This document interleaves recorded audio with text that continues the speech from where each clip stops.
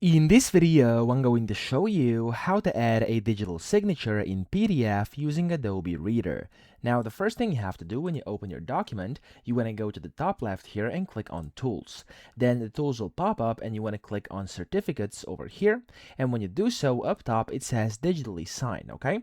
So you want to just click on Digitally Sign over here, and then you want to click OK. And with your left mouse button, you want to draw the rectangle where you want your signature to be, okay? So I'm going to go over here, left click and drag like this, and then when you release it, there we go, it's going to ask you which signature you want. I'm just going to use this one over here. Click on continue. You can then customize it if you want to, or create one if you don't have one yet, and then sometimes you also have to review it. I'm going to do it like that. There we go. And you can then click on the sign button, and just like this, you can then save it. And if I just basically name this like that and then save it and click on save, you'll see that it's going to basically get digitally signed just like this, and there we go. So I hope this video helped you out. If it did, please subscribe to the channel and help me out as well.